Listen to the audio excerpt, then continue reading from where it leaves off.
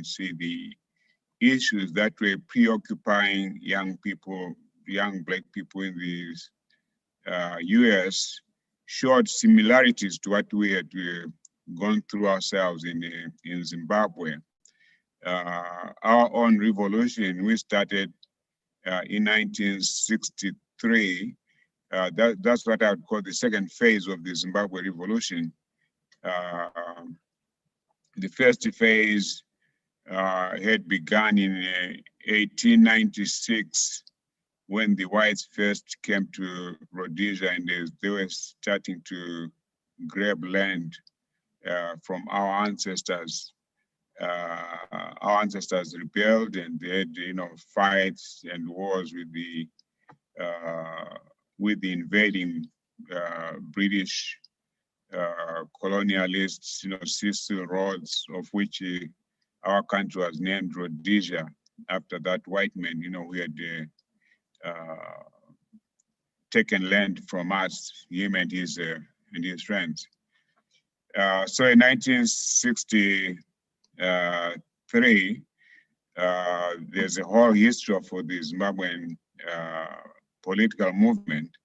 But 1963 became a turning point in the sense that young people got fed up of how the older folks were trying to negotiate our independence from whites, and the whites were playing games with us. But as young people, we thought, no, the only way these white people can respond to our needs is through armed struggle. So in 1963, that was the origins of the second liberation struggle in Zimbabwe, in the sense that we started advocating to use armed struggle. A lot of young people started going out for training.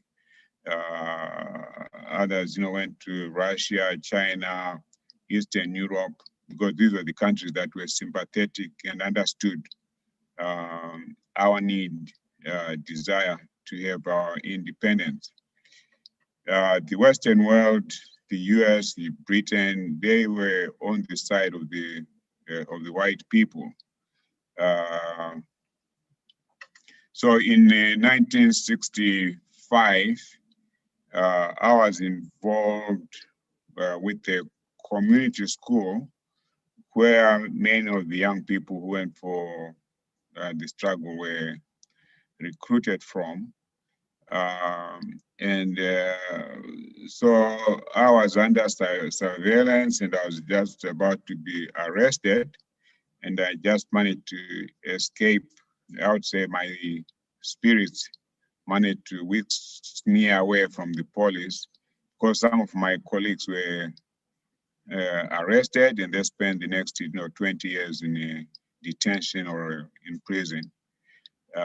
So that's when I was able to get out of Rhodesia. It took me 10 months from when I left Rhodesia to get to the USA.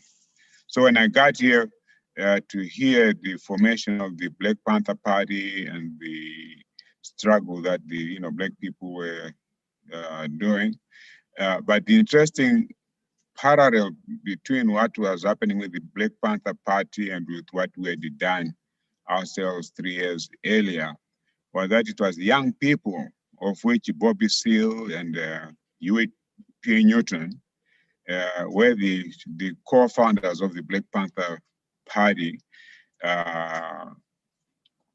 They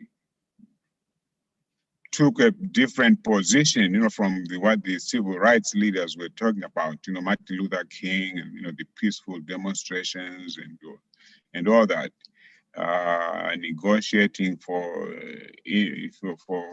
freedom, negotiating, to change the laws that would be recognize Black people in America as human beings, that who deserve the same rights as everyone else. But the Black Panther Party were on a different platform, that were the only where Black people could really lead a life in the USA was to start creating a movement that addresses the needs of the Black people, that the Black people can take care of themselves. That philosophy was also shared by the Black Muslims. Elijah Muhammad was preaching, the same thing, that we need to be able to take care of ourselves. Which principles I think if they had been maintained up to now, would have made a big difference, for the lives of Black people in America. But as the system is, it would not allow for Black people to really live an independent lifestyle in the USA. For the white people, when Black people start talking of self management, self-sufficient, it reminds them when slaves had to, ran away from the plantations and tried to eke a life on their own. And as you may have also read in history, that Black folks started creating their own communities. A point in time, was in Oklahoma, where Blacks had established a thriving city lifestyle, and the white people could not stand that, and they came and just destroyed everything, resulting in the death of I think 300 people and so forth. So white folks have never felt comfortable with the Black people trying to live a life that is independent of white support. But nevertheless, I think what Bobby Seale and Huey Newton set out to do, and of course they joined other organizations like SNCC, of which Stokely Carmichael, Milka Barak, known as Leroy Jones, and many others, more or less coalesced to form the Black movement at the time, and also integrating themselves with the nonviolent groups as well. So basically, all I'm saying that the Black Panther Party did set up an agenda for the liberation of Black people under the conditions that they have in the in the United States. The movement is still going on. I mean, it was decimated quite heavily, by the FBI and the US government. Again, they always felt uncomfortable when Black people decide they want to be left alone and live, their own, determine their own lives, which is a kind of a paradox, that in one sense, they didn't like Black people to share the same restaurants, hotels, toilets, and everything.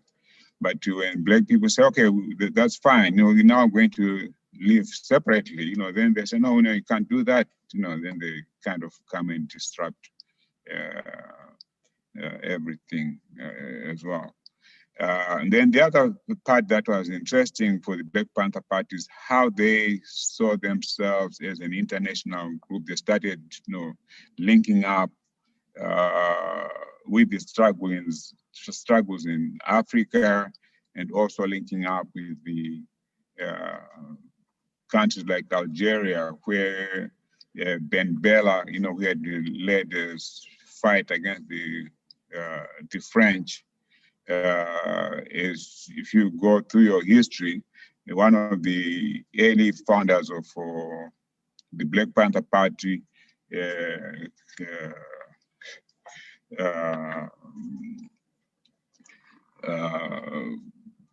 when they were being victimized in the US, went to seek political refuge, in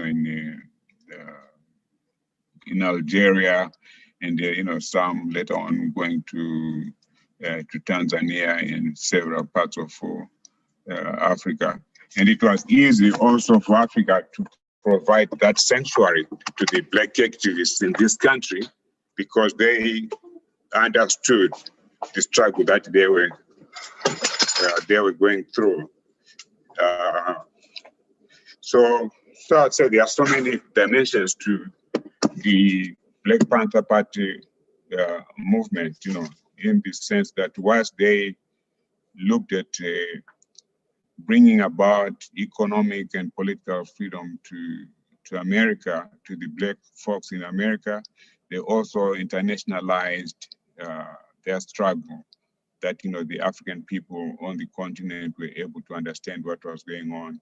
And of course, vice versa, because for our own struggle in Southern Africa, we also depended quite a lot and benefited from the activities of the African American community here, people like Jesse Jackson, Andrew Young, and many others who campaigned,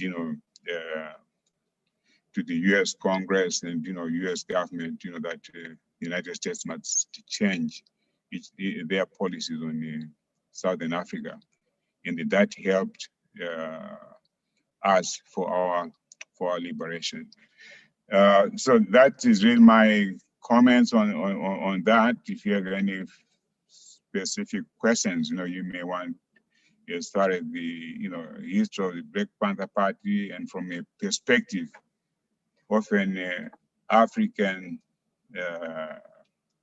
liberationist as well, political activist, of which I was as a young person when I came to the USA. That is how I took it, because Washington, D.C. was more or less one of the centers of the Black struggle in America, and being a predominantly Black city, I found it much more comfortable to come and live in Washington, D.C., because there were more Black people here than the other places that I had gone to school at and worked, in Ohio and New York and so forth. So that's what I have for you today. If you have any comments or questions, I'll be quite happy to answer. Wafula, you can take over from here.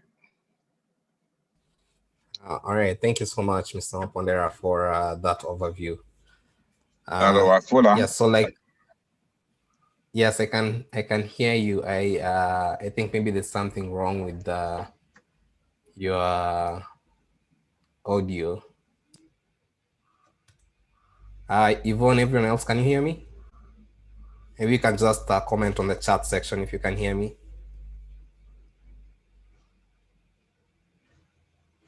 Can everyone else hear? Okay, great.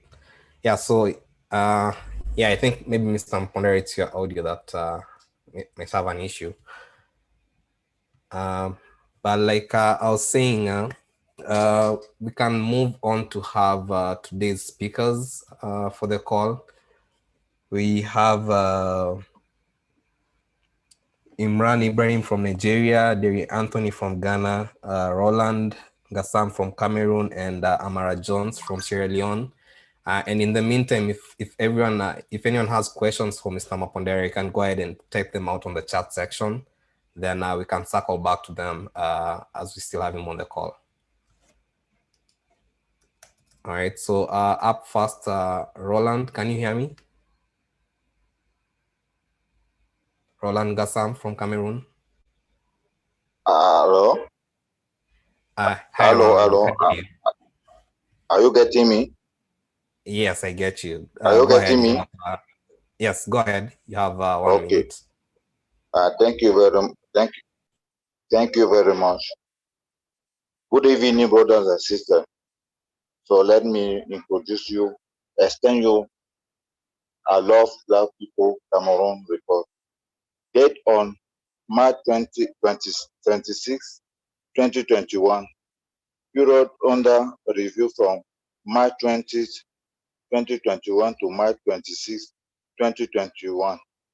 Activity task in the week.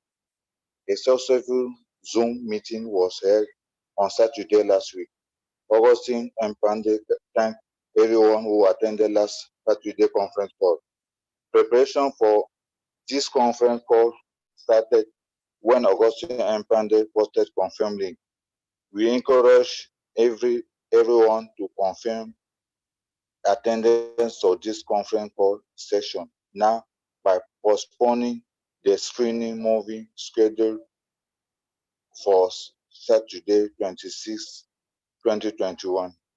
Exclusive movie screening RSVP was posted to enable member ambassador to confirm their attendance. Current leaderboard of exclusive movie recruiters was kept on platform. A change of time of Saturday community call in the difference of 1 hour. Yvonne added new member on the country group, and we welcome them. We were encouraged to identify, recommend Black-friendly and Black-owned healthcare provider. Augustine Mpande encouraged everyone to write and submit a weekly report. A 12-page PDF material entitled Africa has been dropped. COVID-19 update Cameroon, cumulative number of cases, confirmed cases, 47,669 cases. Death number, 721 cases. New cases, 8,681 infected. From Douala, Cameroon, here, Roland Gassan. Thank you, everybody. I am because we are. All right. I am because we are. Thank you so much, Roland. Up next, we have Derry Anthony from Ghana. Hello, Anthony. Can you hear us? Hello. Hello. Go ahead. I can hear you. Can I talk? Yes. Okay. Go ahead. Thank you very much for giving me the opportunity to give report about activities that went on in the Ghana group. To begin with, as usual, within the week, members who attended last week's Zoom meeting were thanked and asked to confirm the attendance for today's meeting. Those who do not attend the Saturday Zoom meeting were told that they are missing a lot, so they should try and join for this week's meeting. To begin with, members were encouraged to invite more friends and family members to join the I Love Black People family. Various social media links were given for the invitation. A leaderboard of the movie screening recruiters was kept on the page with the names and country of origin of members. An image was kept in the group, which is talking about Judas and the Black Messiah exclusive movie screening. It was added that we should invite friends and family members to watch the screening and spread the No Xenophobia campaign. Time and date were given for the movie screening. In addition, an image was kept in the group with a quote under it, which says, "African unity and solidarity are no longer dreams. They must be expressed in decisions." That's Patrick Nalumba. Also, it was said in the group that the family found out that most of the members are finding it difficult to recommend businesses. The family has decided that to make it easier, we should submit the business recommendations in the group. A format was given for members to follow for their recommendations. Furthermore, a PDF document was kept on the page with a caption, "Africa has been robbed." The document was talking about the Tanzanian president, how he stood on his feet to take tough decisions for the success of the country.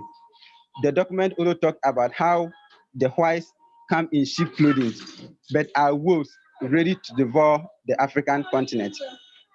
Last but not least, new members were added to the group. The rules and regulations were spelled out to them, and some documents given to them to read in order to know much about the family. They were also encouraged to take part in the family's Zoom meetings. COVID-19 updates in Ghana. Ghana has recorded a total of 90,094 since the emergence of COVID-19. Out of this, the active cases are 2,605. The number of recoveries so far are 86,749. And the deaths recorded so far are 740. So far as they are doing vaccination in the country, the number of people vaccinated so far are 420,000. Derry Anthony, speaking from Ghana. I am because we are. The end of the report. I am because you are. Thank you so much, Derry Anthony. Up next, we have Imrana Ibrahim from Nigeria. Imrana, can you hear us? Yes, sir, I can hear you. All right, go ahead. You've got 1 minute for your report. Hello, everyone. Hello, everyone. My dear mentors, the ambassadors, the members of this great movement, distinguished ladies and gentlemen, good day all. I am here to present Alo Black weekly activities from Nigeria, West Africa. These are summary keys. Last week, we had an educative and interactive Zoom meeting last week. Sir Agustin Impande appreciated all members and ambassadors that joined the last week Saturday call, and also encouraged members and the ambassadors to register for call today. This week, we welcome new members on the ground. The group rules was posted for members to go through for maximum cooperation. Also, the PDF version of Alo Black student guides and also the PDF version of the Global Green Book, the healthcare edition, was all posted to the group. Also, a link for members and ambassadors to share their favorite healthcare providers with the Alo Black People Global Movement was kept to the group. Also, meeting notification and link of join the Saturday Zoom call we are posted on the ground. And the newly added members we asked to introduce themselves by telling us their names, religions, town or cities, photos, and their interest of joining Alo Black People movement. Some did so well. Our commitments still remain motivated in protecting our Black compatriots from racism and xenophobia. Also, two-page material entitled "Africa has been robbed" was kept on the country group. Also, a change of time of Saturday meeting changed from 4 p.m. to 3 p.m. for Nigeria. Also, an exclusive movie screening RSVP was posted to enable members or ambassadors to confirm their attendance. And the current lead board of movie screening recruiters was posted on the group. And this is the summary key for COVID-19 updates from 13 of March 2021 from 19 of March 2021 to 27 today 2021. In Nigeria, a total tested carried out to about 1,727,467. And a total of cases we have on the ground are 162,388. And a total of discharge are 149,986. And total of people who are dead are 2,039. And total active cases we have are 10,368.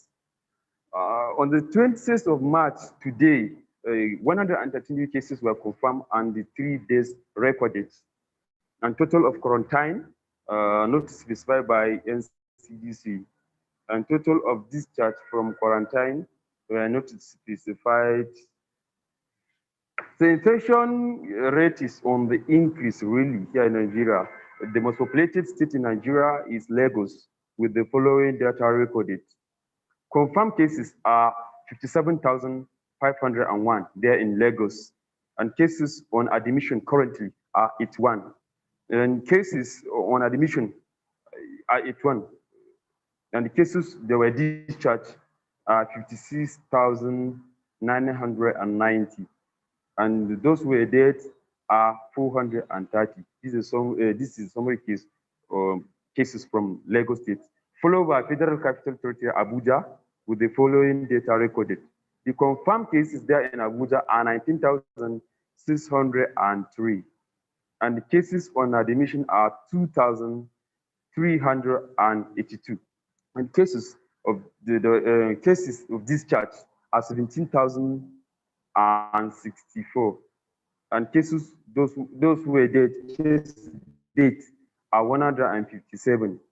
The federal government the mandatory use of face masks has been instituted, and the nationwide use of COVID-19 vaccine started.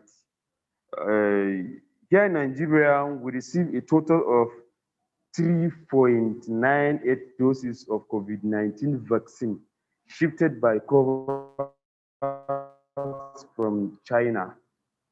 Zoom name, Imran Ibrahim. I am because we are. Thank you so much. All right. I am because we are. Thank you so much, Imrana. So our last speaker for today was Amara Jones from Sierra Leone, but unfortunately he was not able to make the call.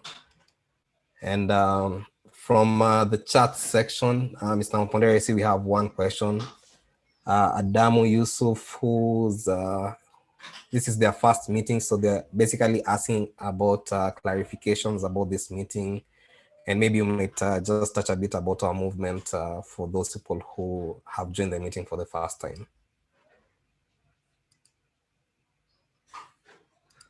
Mr. Mpondere? Yeah, okay, just a minute. Okay, just go over that question again, or? Yeah, so we have Adamu Yusuf, who's joining our meeting for the first time. So they're just seeking clarification about the meeting, and I guess you can touch base about the movement for those people who are joining us for the first time today. Yeah, okay, I'll leave part of the technicalities to you, but basically for those who are joining us for the first time, Bill Murray was formed almost 5 years ago now. This was between myself and my co-founder, Mr. Sinclair Skinner. This resulted out of our desire to bring in closer cooperation and understanding between Black people in America and Black people and African people. And also creating an understanding of Black people the world over. We have common issues that we experience as Black people, whether we're in Africa, in Europe, in USA, all that resulting from the fact that we were all colonized at one point or another, and the African continent, of course, we had to fight for our liberation, which as of now, the whole of Africa is now liberated, except for Mauritania, which is still under Moroccan rule. But otherwise, the whole of Africa is free now. And then, of course, for the African people that were forcibly taken to Europe and the Americas and so forth, whilst there is some nominal freedom for some of them, but there's still the overhanging subjugation, from the oppressors. I mean, in the USA, yes, you say, Black people are free, but also at the same time, they are not free as well, in the sense that they still are struggling to get full rights of other citizens in the in the US. In Latin America, this is the same thing. All the countries that are predominantly under predominantly Black, you find that they are the ones that are under constant pressure from the US and Western countries like Venezuela, in places like Brazil. You don't even realize that there are more Black folks in Brazil than there are Portuguese people there. And yet our people still suffer. So it's those commonalities, that we try to recognize and see what role we can play, and as of now, our biggest struggle is to try and create an environment where, as a Black people, when we travel in different parts of the world and so forth, at least you can find a better place where you are not subjugated to racism or xenophobia, and the applications that we have created will help that. And on our Saturday events, is really to bring in more awareness and more consciousness amongst ourselves, that we do deal with different issues, different subjects and so forth. And we, again, bring in the lectures that we bring in the last few months. We're having lectures on Pan-Africanism, and now we are looking into the African, approach to health, which ACUA is, is doing for us. So I think for people joining the group, with the biggest or one of the main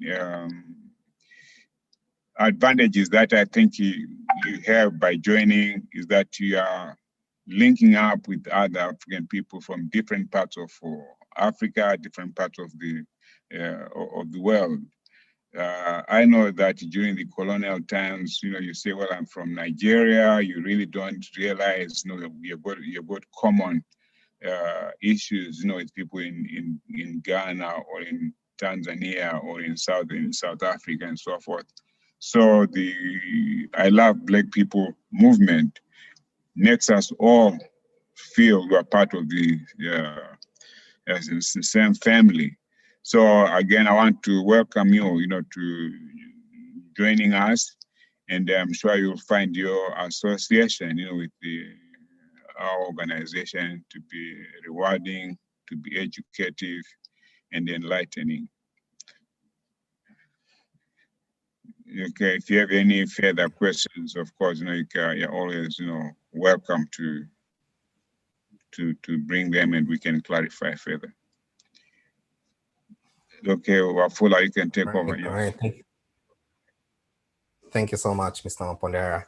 Right. And now that you mentioned ACUA, just transitioning to that, we have ACUA Zenzele joining us for our next session. That is the Pan-African class on healthcare. ACUA, can you hear us? Yes, good morning. Good morning. Hello, good morning. How are you? Okay. Hope everyone is doing well. If you will, host, let me share my screen. I think I got this down now. All right. You should be able to share your screen.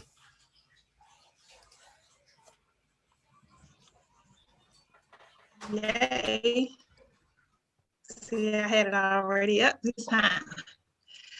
So good morning, everyone. Greetings to you. Thank you for joining us again today. I'm Nana Akua. And we are, I think, on week 4. And if my internet is unstable, I am on vacation. So I am in a different part of the US right now. So hopefully you can hear me. But our topic for today is about cleansing and detox. And so hopefully you have received the handouts. And I think this is at the beginning of the packet called Healing 2 or Self-Healing 2. So if you can refer to this, great. If not, I can simply keep the screen sharing each of these handouts. This is in PowerPoint. So I can certainly follow the slides as we talk. If you have note paper, feel free. I'm really happy to share about cleansing and detox. As a recap, you know, initially we started out talking about holistic health and wellness and what that included. We've talked about some assessment tools. They are provided at the end of this packet that I have provided, where you can sort of do some self-assessments to see where you are with your diet, with your emotional, physical, spiritual health, helps you determine your stress level. We've talked about herbs, we've talked about essential oils, we've talked about homeopathic remedies, we've talked about flower remedies and balancing our emotions with flower remedies. And so we are now moving to cleansing and detoxification. So we know that this is vital to our healing process and preventing dis-ease or discomfort in the body. And so I wanted to spend a whole class talking about this. And so if you will move through your packet or follow me on the screen, what we will pretty much talk about is what the definition of detoxification is. And of course, along with that, we'll talk about how we intoxicate our bodies or how we add toxins or introduce the body to pollutants or toxins. And we'll then talk about methods of cleansing and detoxifying the body. We'll talk about the paths of elimination. We'll talk about detoxing, internal and external procedures or methods. And you can just sort of ignore, if we were in person, and when I used to do these in person classes, we would do some capsule making and we would do some teas and we would talk about parasite cleansing and we would do a foot bath.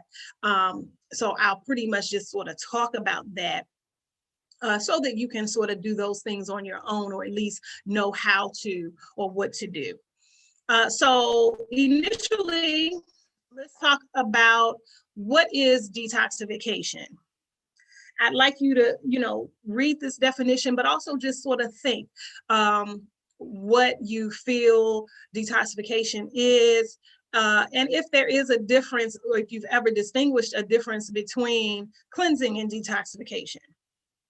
So as you see here, detoxification, a simple definition, the process of removing a poisonous or harmful substance from the body, or the neutralization or mitigation of its effects. Okay, so it's not only just removing harmful substances, but it also could include just neutralizing those things. So a lot of times we won't necessarily completely remove what is harmful in our bodies, but we can at least neutralize it and make it where it is not having a negative impact on us. Okay, and then cleansing.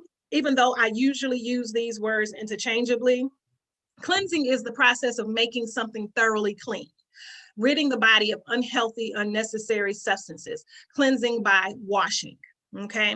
So there'll be some things, some processes that we'll talk about that'll be more clear that it's a cleansing or a washing, a purifying of such, and where some of the methods we'll discuss will be more along the lines of neutralizing or trying to just mitigate any poisonous substances or organisms that are in the body.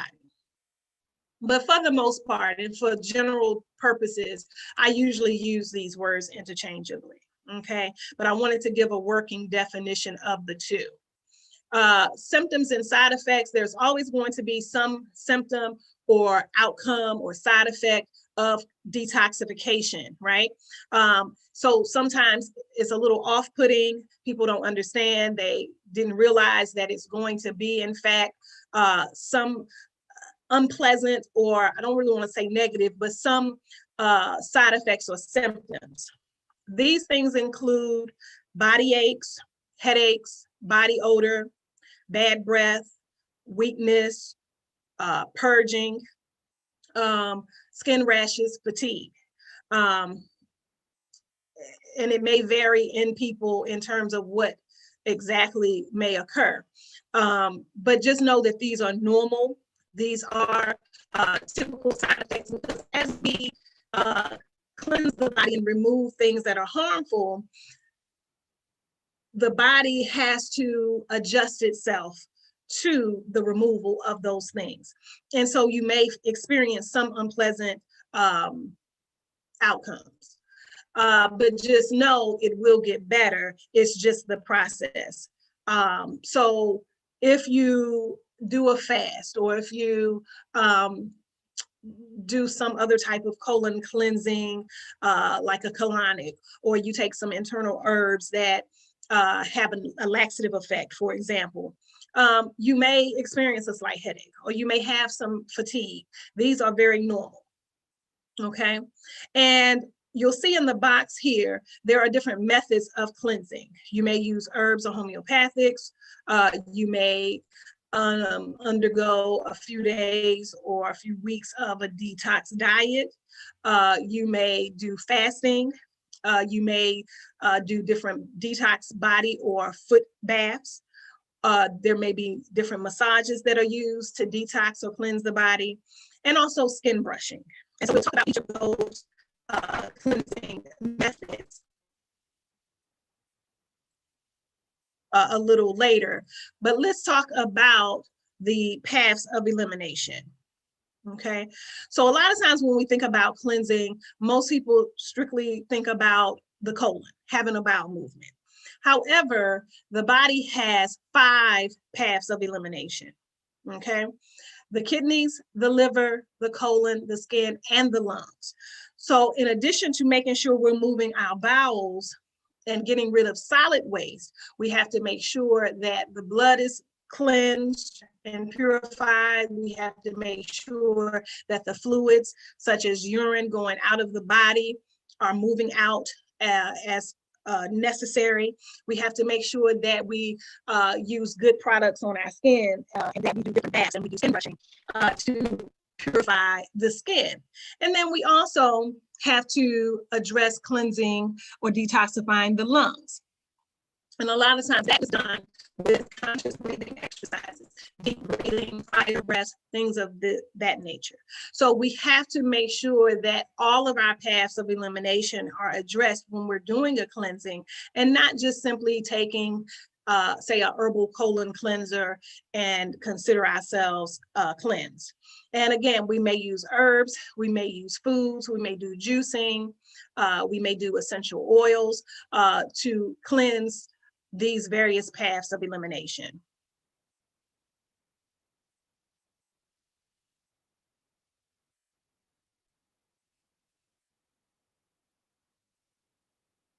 So in terms of internal cleansing, one may use herbs, homeopathics, foods, or may simply do some type of fast in order to cleanse the body, okay? There are a number of different herbs that are used to cleanse the body, and I want to get to those of foods.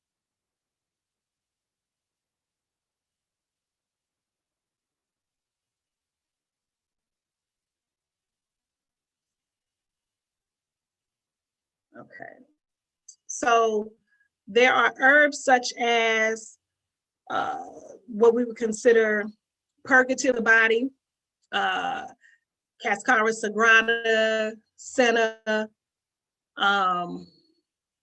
slippery elm, Turkey rhubarb. There are several herbs that we know that are used to cleanse the body. Turmeric is used as an internal herb that cleanses the liver and the kidneys. There are herbs such as juniper berry or uva ursi Buchu. Let me get in the chat so I can type some of these out, because I know these will be sort of unique names. Okay. Now I'm drawing a blank as to how to get to the chat. Okay, now I got it. Chat. Why am I not seeing the chat? I knew I would get confused, right?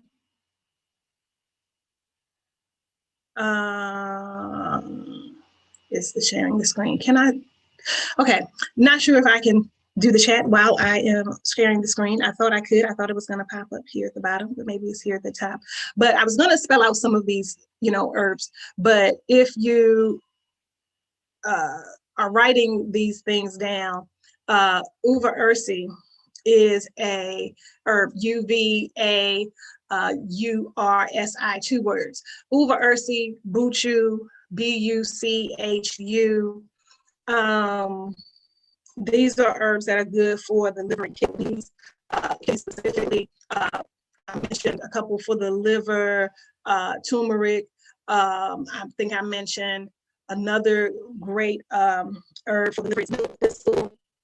There's also dandelion root, yellow dock. So we know that there are herbs that we would use internally to cleanse our internal, or to internally cleanse. There are different homeopathics that are also used. Probably the easiest way for using homeopathics is to find a homeopathic cleansing blend. Most health food stores will already have a product that would be for cleansing, and it'll say liver cleanse or colon cleanse or kidney cleanse, but those are also options for you. We're going to talk about foods, and these are most of the handouts that I think I have in this section, but foods that help to detox are listed here if you're following me on the screen.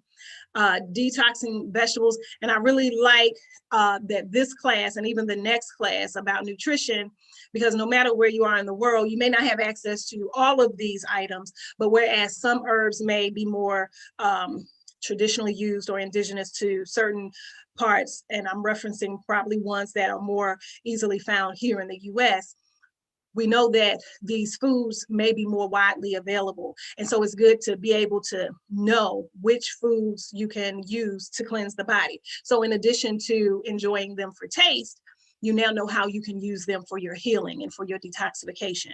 So as you see here, detoxifying vegetables include arugula, bok choy, broccoli, Brussels sprouts, cauliflower, cabbage, kale, turnips, all the greens such as collards, kale, mustard green, spinach, watercress. These are herbs, vegetables that can be used to detox. Specifically, leafy greens, bok choy, chard, cilantro, endive, parsley, spinach, the beet greens, the dandelion greens, so not just the beet itself, but the greens that are attached to the beets that a lot of people discard. The greens on the dandelion, because a lot of times for medicinal purposes, we're using the root of dandelion, but the actual greens on dandelions are great for cleansing and detoxifying the body as well. Detoxifying starchy vegetables are things like parsnips, turnips, beets, and then detoxifying fruits. There's a section here that talks about which fruits can be used for detoxification: pomegranates, grapes, papaya, blueberries, blackberries, cherries, pineapple, strawberries, raspberries, and then they list grains. Some grains that can be used during a detox are kashi or buckwheat, brown rice, millet, quinoa, whole wheats, nuts and seeds. You see listed the various nuts. Sometimes there are nut allergies, so of course you'll be mindful of that for yourself or for others that you may be preparing some type of detox foods for. They list some detoxifying amino acids. These are more your proteins or your meats, and they have some of those listed here. Beans, lentils, poultry, things of that nature. Fats and oils, they have listed the avocado, coconut milk.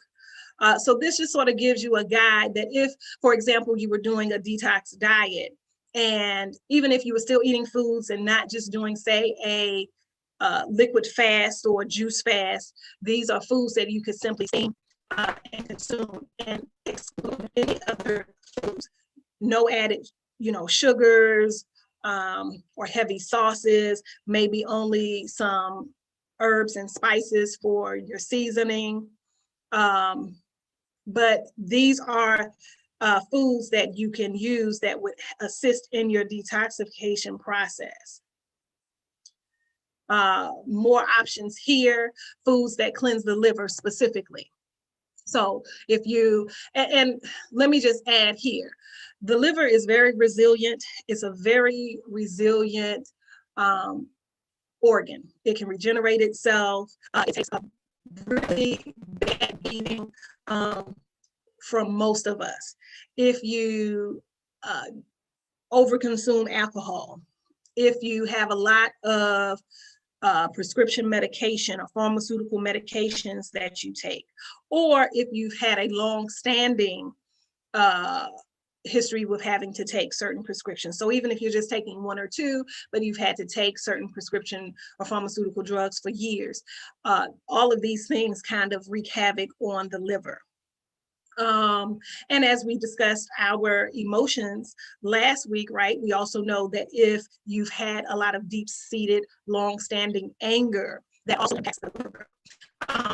And any other environmental toxins that you come in contact with, there are many reasons to cleanse the liver. Despite how strong and resilient it is, we always need to cleanse the liver. And so these are some foods that specifically assist with cleansing the liver. Grapefruits, beets, carrots, apples, broccoli, cabbage, avocado, spinach, turmeric, and so on and so forth. And to the side, again, it just sort of does a repeat of some of these, but it gives you the reason why.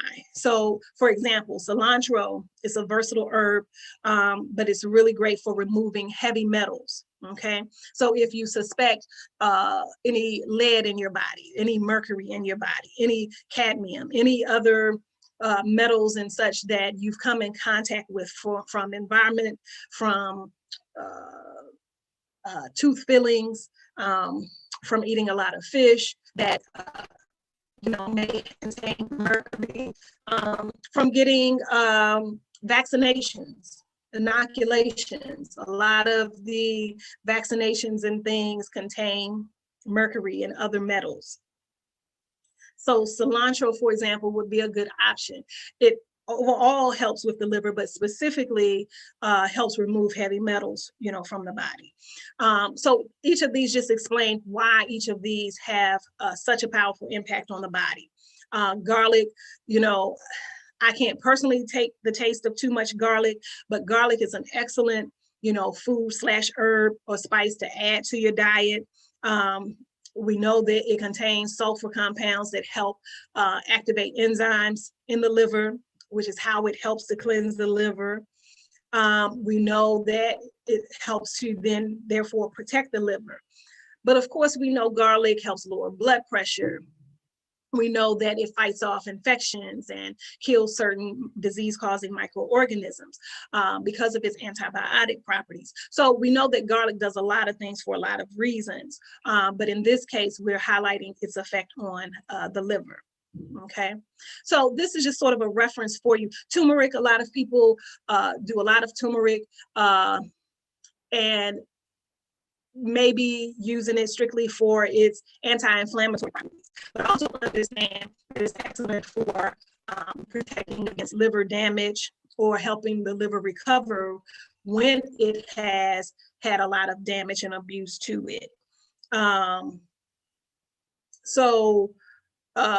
these are specific foods that we can use. If you haven't heard already, lemon water, or I'm prone to do more lime than lemon.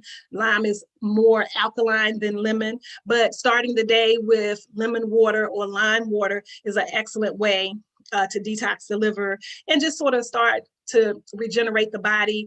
It's a good first food or drink to add into the body upon breaking your fast when you rise in the morning. So lemon or lime water is great, ideally at room temperature. But if you also are, preferring cold water, which I don't recommend as sort of your all day, every day, but we know that in certain temperatures and certain environments, that's refreshing to us. That kind of helps us feel like we are rejuvenating ourselves. But ideally, room temperature water is best, just so that you don't shock the system. We know that our bodies are around 98, 99 degrees. So we know that something that's ice cold or freezing cold is going to shock the system. So we want to, especially if we're starting this as a liver flush or kidney flush, or we're doing something to kind of wake up our bodies in the morning, definitely we don't want that to be cold water. Room temperature, maybe even a little warm. So another internal type of cleanse here is this handout, the 3-day liver cleanse. Again, gives you suggestions on what to eat in terms of cleansing the liver. I really won't go through this, but it mentions some of the detoxifying grains that we saw in the previous slide. Quinoa is used, the lemon water is used, steamed vegetables with brown rice, and so on like that. Okay, so this is just sort of a suggestion for you. And again, if you're not ready to do or interested or able to do, say, a juice fast or a fast where you're not taking in solid foods, this type of cleanse is an excellent option for you. You're still eating, but you're restricting what you're taking into the body. Another liver cleanse food meal or juice meal is beets. Beets are excellent for cleansing the liver. Not everyone will love the taste of beets, so most recipes will include something else to make it a little more palatable. So you'll see here, they mix carrots and lemon and cucumber and ginger. And let me just say something about the lemon. So it's saying to list the lemon with the peel. I never use, say, that zest of lemon where you peel the outside of the lemon. However, I thinly peel the lemon or the lime or the orange or the grapefruit, and I leave all of that white, fleshy, kind of thicker substance that's just under the peel. Leave all of that. I do discard that waxy, harder peel itself, okay? But it's actually that white, fleshy part that has a lot of the nutrients in it. So when you're juicing, just simply do a thin peel, leaving all of that white, thick meat or fleshy part of the citrus fruit on there. Here's another example of a smoothie cleanse that you can use. This one will be great for both the liver and the kidneys. Celery, cucumber, pineapple, ginger, coconut water.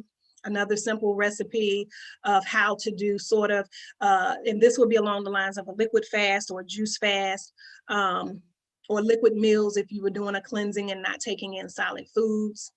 Another food option or internal cleanser would be turmeric tea. I've already briefly mentioned that, but this is a list here of some of the benefits of the turmeric tea. So it boosts immunity, detoxifies the body, eases symptoms of coughs and colds, improves circulation, improves the skin, helps prevent internal blood clotting, purifies the blood, right? So even with just this turmeric, if we talked about the 5 paths of elimination, we know that it not only deals with the liver, but at least 3 paths of the elimination. 3 paths of elimination. We've see here the skin, we see here the liver, And we've already mentioned in the previous slide that turmeric is good for the kidneys as well. So turmeric is one of those sort of super herbs or superfoods that we know have a lot of benefits, a multitude of benefits. So definitely worth adding to your regimen. Another internal cleanser is a recipe here for the kidneys. So this is strictly a combination of lemon, celery, cucumber, and parsley. And so, yes, we know that all of these foods here are diuretics. They help cleanse the body or rid the body of excess urine or fluid or water specifically. But that flushes the kidneys and therefore helps to cleanse or detoxify the kidneys.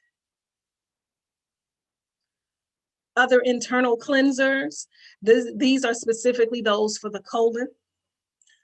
Flax seeds, alfalfa, spirulina, wheatgrass, chickweed, cascara sagrada, fennel, aloe vera, peppermint, mango,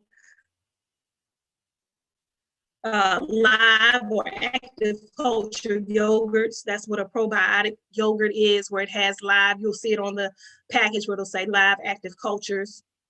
Fermented foods such as kefir, and then organic fruits.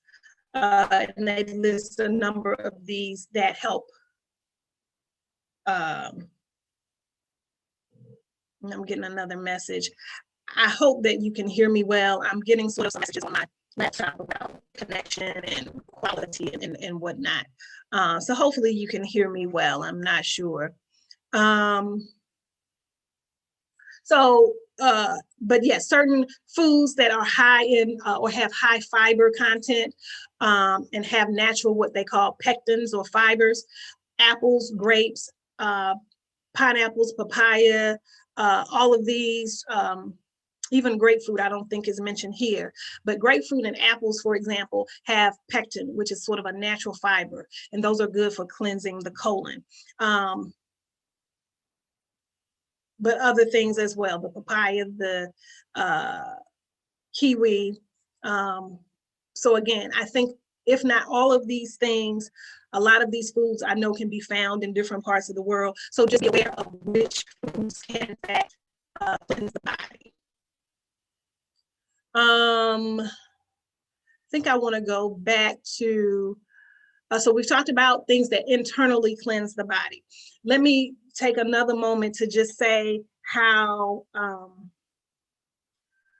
one may want to do internal cleanses, such as fast. I think further down, I go into, okay. So there's a handout here that talks about, again, if you still want to eat food and you're not in a position to actually fast from solid foods, this handout here just simply provides some guidelines. You know, eating organic. They say filtered water. I would more so say distilled or alkaline water here. It's saying to rotate common food allergens such as milk products, eggs, wheat, yeast. I would add to what we consider common food allergens. I would add nuts, and I would add soy to this list as well. So if you know you have some digestive issues, if you know that you may not have a grip on what foods really work for your body, why you're in a certain health condition that you are, I would rotate out at least those 5. Soy, dairy, wheat, nuts. They have eggs and yeast here too. Sure, you can include those. And then also maybe corn. So there's certain foods that just typically, and even at any different points in our lives, we can develop these allergies. You may have lived 38 years or 50 years and you start eating, you know, popcorn one day and you're having a reaction. And because you love popcorn and because you don't realize that you have a sensitivity to it, you have a reaction that you will not equate to the consumption of corn. So sometimes these things happen. I've had clients in the past who have drank coffee every day and didn't realize that it was the coffee that was causing an issue for them. Or people who, you know, eat all kinds of wheat products, you know, breads or pastas or what have you, and not realize that they have a wheat sensitivity. The other time this happens is with like shellfish. There might be someone who has eaten shrimp or lobster or crab or what have you for however many years and then develop, you know, an allergy or a sensitivity. So all these things can happen sometimes without notice, and sometimes notice in terms of advanced warning, but also without notice in terms of you noticing that that is the cause. So you have to rotate these foods out to see if there's a change in a certain condition, even though you've never noted it or noticed it before. Practice good food combining. Now, food combining is a whole nother thing. I wish I had included a handout I have about that. But food combining is basically combining foods in the most optimal way for you to achieve good digestion. What we have typically used in most cultures, wherever you grew up, we believe that meat and potatoes or a protein and a starch go together. In order for your food to digest properly, that is not good food combining, okay? Proteins go with vegetables, starches go with vegetables. Proteins and starches do not combine well. They take different enzymes in the stomach to break down and to digest. And when that's thrown off, you have different forms of indigestion, okay? So food combining, you feel free to look more into that, but food combining is very serious. And they even break it down further in terms of what fruits combine with other fruits and which fruits don't, combining fruits with other starches and proteins and what have you. So there's a whole chart on food combining. Also here, other guidelines in terms of just a healthy detoxification diet is eating naturally, eating seasonally. If that food is not grown in your area at that particular season, ideally you don't consume it. If it has to be obtained from being shipped into your area from some far away region, that's not the best option. What you really want to do is try to eat as locally and as seasonally as possible. They list here what foods to include. This is similar to what we've already discussed in terms of detoxifying vegetables and fruits and amino acids and proteins. Cooking in an iron, stainless steel, glass, or porcelain cookware. The main thing I think here is those pots and pans that have coatings that come off into your food, or those cheaper, you know, cookware items that are made with aluminum. And I didn't mention that earlier when we talked about heavy metal toxicity, but aluminum is probably the most common heavy metal, you know, that we come into contact with. Whether it's through, again, poorly made or cheaper made cooking utensils, the foil pans that we a lot of times will use as disposables when we're going to an event or we're cooking for large groups of people, aluminum foil. We have to be really careful about not using those types of cooking utensils and cookware because the heavy metals get into our food.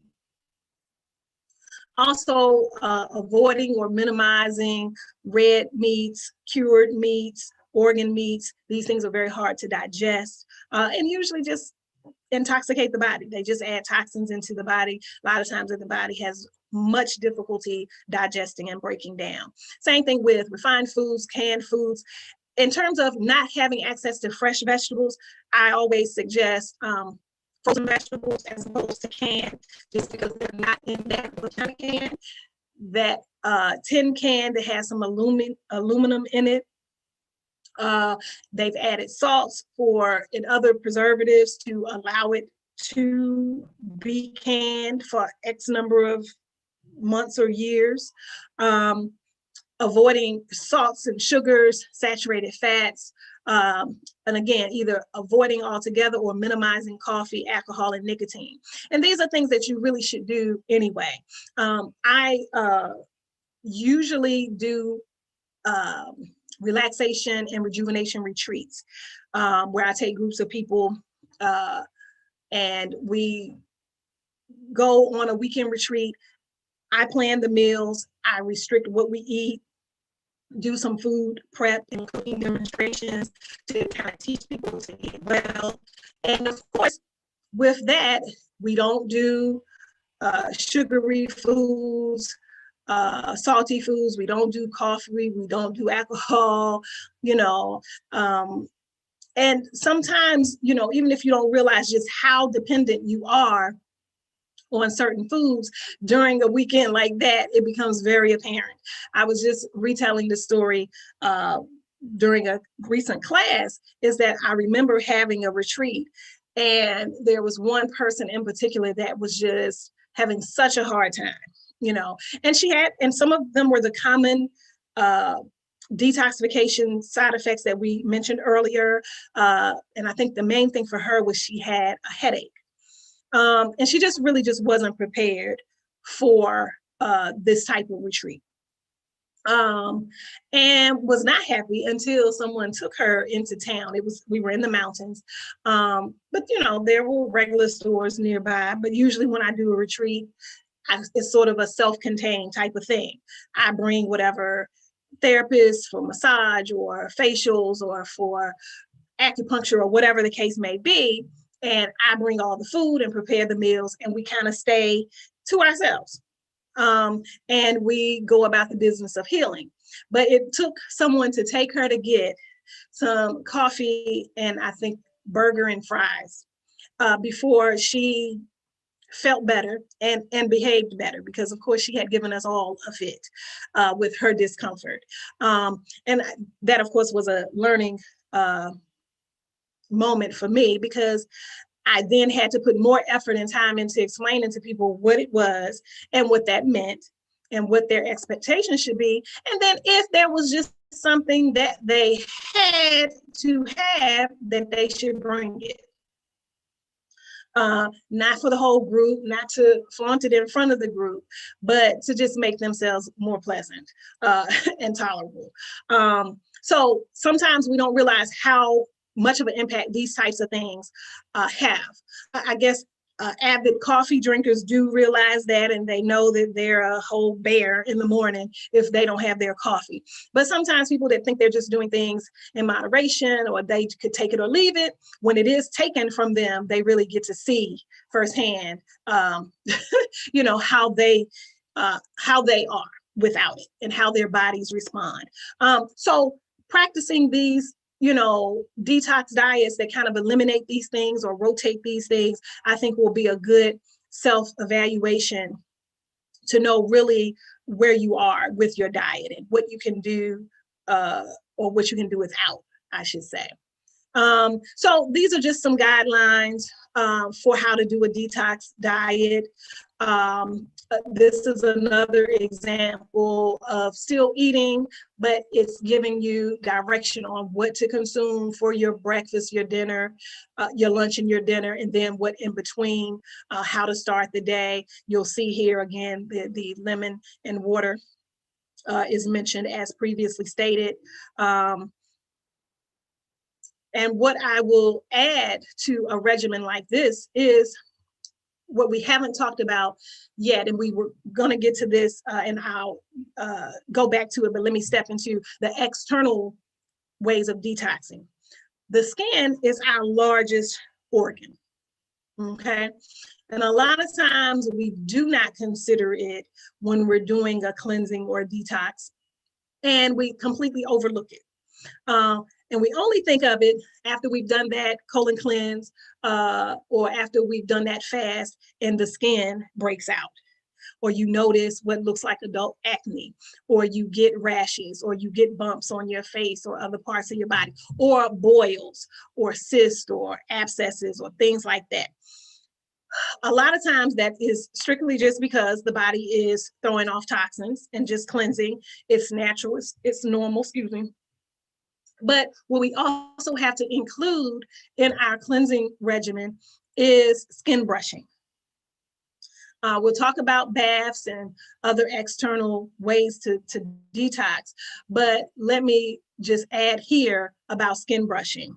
Skin brushing is simply using a natural bristle brush, similar to what you would use in the shower, but it is strictly used dry and on the skin away from the shower. So dry skin brushing, it basically slows off any dead skin cells, which will then help your skin rejuvenate itself. But it also is acting as a lymphatic cleanse or lymphatic flush. And we know that the lymph are related to our immune response and helps the body fight off infection. And so anything that we can do to help our lymphatic system, and there's also lymphatic massage and other herbs and foods that help with this response, but dry skin brushing is an excellent component. I used to do fasting and purification shut-ins where we would fast all day. We would do colonic, we would do fasting with, juice fasting, and we would do deep breathing exercises, which I'll talk about in terms of cleansing that lung path of elimination. And we would do the skin brushing. And so twice during that day of that shut-in, we would do the dry skin brushing to stimulate the lymphatic system and to help to detox the skin.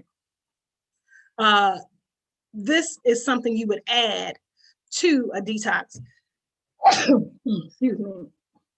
This is something you would add to a detox plan like this. So just as you would rise in the morning, have your lemon in water, you would then do your skin brushing, or you would then after the skin brushing, do your breathing or your conscious breathing exercise. We know that the lungs is a path of elimination. And I think I've mentioned before, thank God we don't have to think about breathing. It's both a voluntary and involuntary action, right? But what we want to do is on a more regular, more voluntary basis, cleanse and detox our lungs by conscious breathing or conscious breaths. So after doing your skin brushing, or before you do your skin brushing, conscious breathing exercises really help to push out any toxins from the lungs and that organ muscle. And these, again, are things that you would include in a detox plan like this. So again, it's not just about fasting with juices or liquid meals or smoothies. You can also do a whole regimen that will address all paths of elimination and still consume foods, but just using strict guidelines. This handout here just simply talks about times of the year that it's good to do a cleanse. I won't go through this, but this is a nice guideline in terms of when to do it, for how long. It even gives suggestions as to which foods to eat during those times.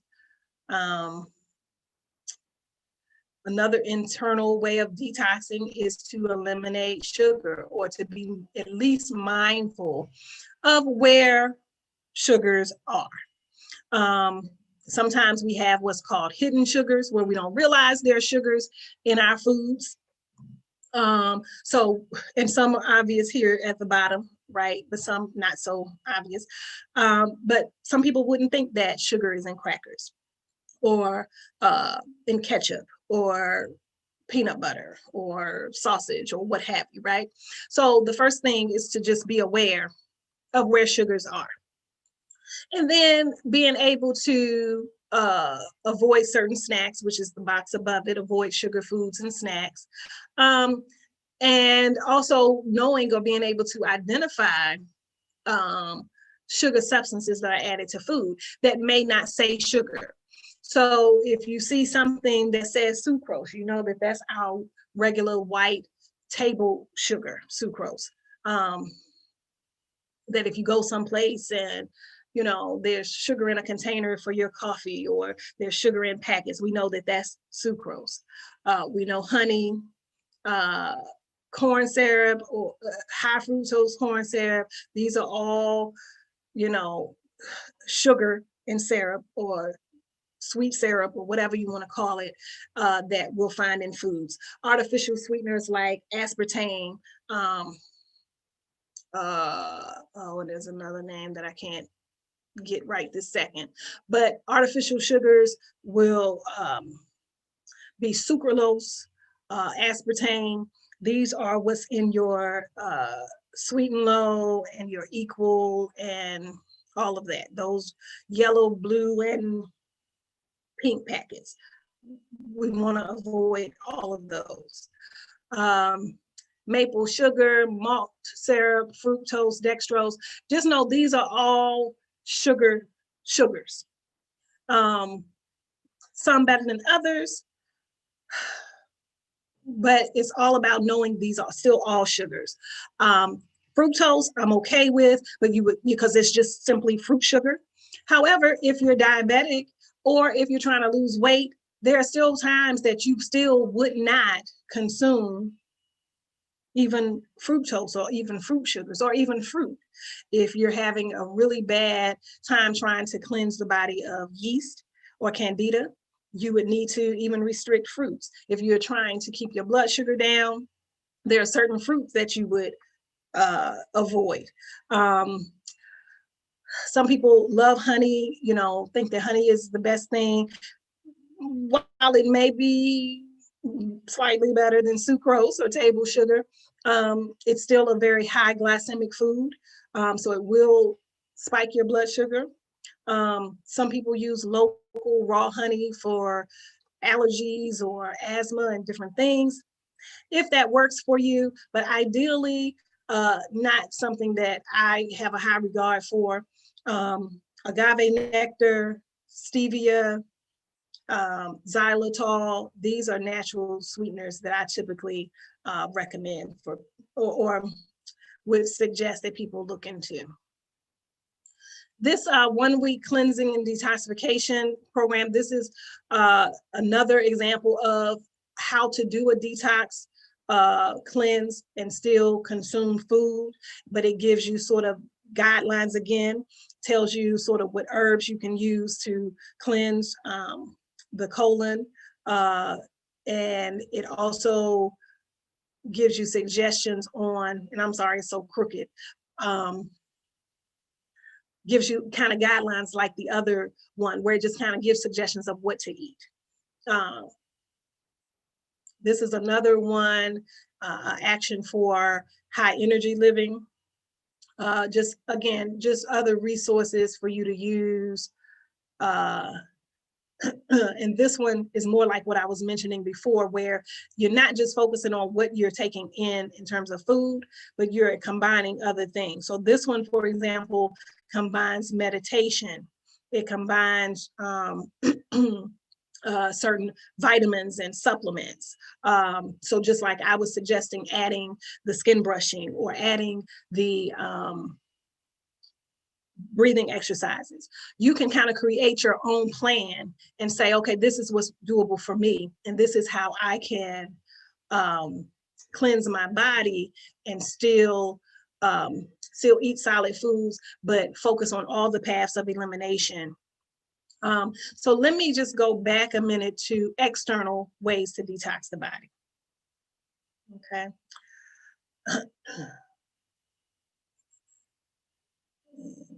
Rotate this. So talked about skin brushing. I briefly mentioned colon cleansing, like colon hydrotherapy. Enemas are another option. Ideally, the home-based enemas with the red hot water bottle or bag that has the enema attachment. That's a better option, I believe, than the disposable enemas, because the saline solution, I don't think is the best option. I think something like a catnip tea or a red raspberry tea, of course, cooled down and added to that hot water bag and using as an enema is a great option. We've already talked about skin brushing. And skin brushing, you're gonna brush towards the heart. And it's gonna be, you know, just long, smooth strokes, not a scrubbing kind of stroke, but just smooth strokes, right? But other external ways to detox: baths, using, if you're not hypertensive, using different salts. You can do Epsom salt, you can do sea salt, Dead Sea salt blends. If you are hypertensive, it's not something that's recommended to do on a regular basis because your skin, again, your largest organ, it absorbs everything that you put in contact with it. And we don't want to intoxicate the body with salts for someone who already has a sodium issue. I don't want to say deficiency, but a sodium issue. So you could do a bath with just essential oils or a herbal bath to detox. Massage is great. I mentioned lymphatic massage, but there's acupressure, which uses the different acupressure points or acupuncture points. But instead of a needle, for example, you add pressure to those different points, and that can clear energy and help the body heal itself and detox. Shiatsu massage is another type of massage where different pressure is applied to different parts of the body to release stagnant energy and also increase movement and mobility. And that can help with folk who are stagnant, who have a lot of soreness, stiffness, mobility issues. And then foot detox. So there's your regular foot baths with, you know, salts or essential oils or herbs. And then there's also an ionic foot detox, where there's someone who does ionic foot detox. There's a little module that goes into the water that basically helps ionize the water. Excuse me, I'm getting hoarse. That helps ionize the water to help draw out toxins from the body. We know that all of the nerve endings in the body end in the hands and feet.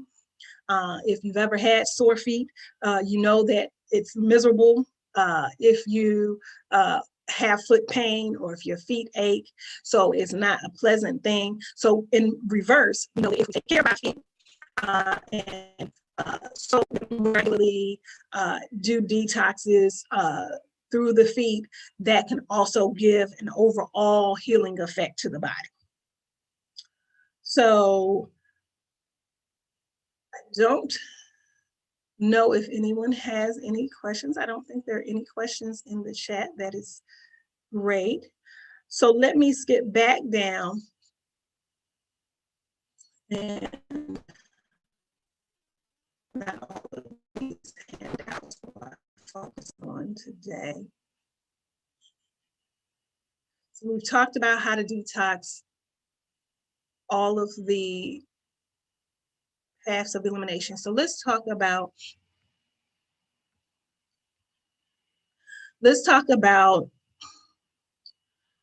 stool, bowel movements. As a colon therapist, this doesn't bother me at all. This is probably a little strange for some people. A lot of times what I've learned in all of, you know, my couple of decades plus of assisting people with their healing is a lot of times people shy away about discussions about bowel care and their bowel activities. There's no way around it. It's absolutely necessary. We eat every day, multiple times a day. So we have to, and surely not everything that we consume, right, is for our good. A lot of times we're not eating to live, we're eating for a pleasure. And so we know that a lot of the foods that we're taking in contain contaminants, toxins, things that have no nutritional value, substances that need to be released from the body, right? So evaluating our bowels and our bowel routine, the frequency of it, and what it looks like is important. So this chart is just here so that you know what your stool should look like and when it's problematic. So type 1, these very hard lumps that look like, I always say peanuts or nuggets or what have you, and they're hard to pass. This is constipation. So we know, right, that this is not what we want our bowel to look like. Our stool should not look very hard, like little pieces or nuggets, and it should not be hard to pass it from the body. Of course, the extreme of that, right, is type 7, where it's watery, there are no solid pieces, it's entirely liquid. This is diarrhea, right? So we know that we don't want that either. Where we kind of, and all of these other variants in certain situations can all be fine. But what we more so want, right, is somewhere between 3, 4, and 5. Okay. If it's large, sausage-like, with cracks on the surface, that's okay, because that's letting us know that it's not all hard and solid. And I know this may be disgusting for some people, but this is important. And yes, you should look at your stool after you use the bathroom. And then the next type, type 4, it's like a sausage or a snake and smooth and soft. Again, we don't want it to have been hard to pass out of the body.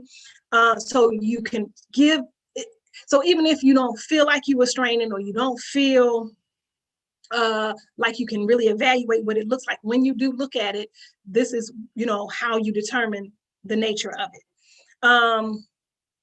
And so, and honestly, really more like, you know, 3 or 4, you're doing good. 5 is soft blobs, clear edges, passes easy. So even if it's not one long piece, that's still okay. Not everyone's will come out in these solid pieces.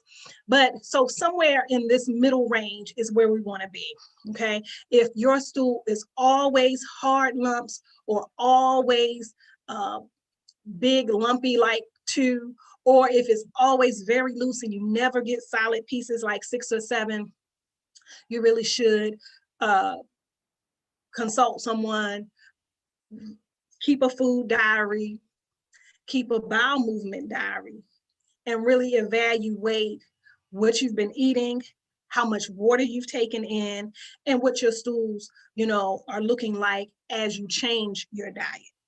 And definitely, if nothing changes after you on your own, you know, have evaluated, okay, when I eat this, this is when it looks like that, then you again would need help. And I always suggest that at least twice a day, I think, in my opinion, and what I try to achieve is at least 2 bowel movements a day. If it's 3, great. You know, I know that you will probably hear people say, oh, you should go as many times as you eat. And that would be fine if you do. But if you don't, I think that you're still okay, given, you know, good looking bowel movements or good looking stool, as we discussed it, from this chart, okay? So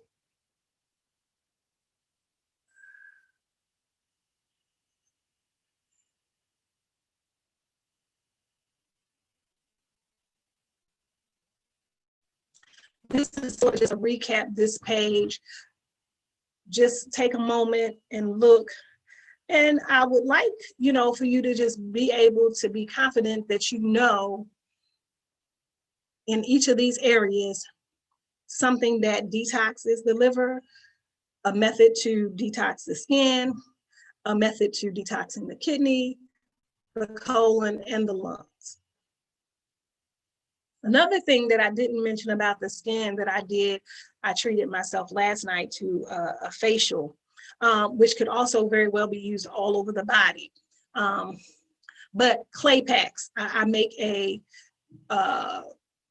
detoxify, what do I call it? Cleansing herbal clay. I make so many products. Well, I have made so many products over the years. I call this one the cleansing herbal clay, but it's basically green clay, red clover, and comfrey are the 2 herbs, okay? And you pretty much just add a little water, make it into a paste, and you apply it on the face if you're just doing a regular, just beauty facial, sort of just detoxifying. But again, because we have to treat all of our skin well, or if we have problems in any particular part of the body or any area of the skin, this can be used all over. If you are prone to boils, if you're prone to abscesses or rashes, a type of clay detox would be a good option. So I wanted to add that there in terms of a skin detox. I think another good option for lung detoxification is the diffuser. I think I mentioned that when we talked about the essential oils. So aromatherapy is excellent for detoxing the lungs. So there's a diffuser, whatever cleansing essential oils you use, this also helps to address the lungs. So again, just for your own personal knowledge and well-being of how to heal yourselves, I wanted to make sure that you knew all of these ways in which to detox the body. So also in your handout, you'll find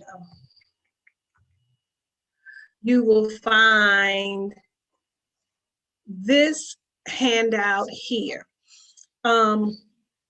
This is a handout that came to me, actually. Spirit sort of gave me the idea to just create a self-care plan. And more so for, I guess, my children, but I think anyone who is in a situation where they are a caregiver of any type, whether a parent or in their profession or of another family member, I think that we should all use this plan, because what we know is when we are in the midst of a situation, whether we're ill or whether someone we're caring for or that we care about is ill, we don't always think clearly about what to do. Even if you know, if you learned it, you know, sometimes when you're in the midst of it and your emotions are heightened, you don't always think, oh, I know what to do for that, or this is what, you know, I have, or this is how I've built my natural medicine chest. And you are just able to quickly go to it and pull what you need. This kind of writing this out kind of helps focus you on that. This is probably most helpful for folk who have, say, a chronic condition, because sometimes things happen and you're not prepared, or you would not be able to prepare because you wouldn't have had any idea that this is what is going to happen, or, you know, my child is going to get, you know, sick with XYZ. But for things that you know are common conditions, whether it's, say, a cold or a flu or an asthma attack or a lupus flare-up, or, you know, arthritis flare-up or fibromyalgia flare-up, diabetic, you know, crisis, where the sugar is too high or too low. There are many circumstances that you can prepare for, right? And so just taking stock of these items here, and having that plan already written out, I think can save a lot of anxiety, right? And a lot of stress. So, and it's simple. When I'm not feeling well, this is what I do.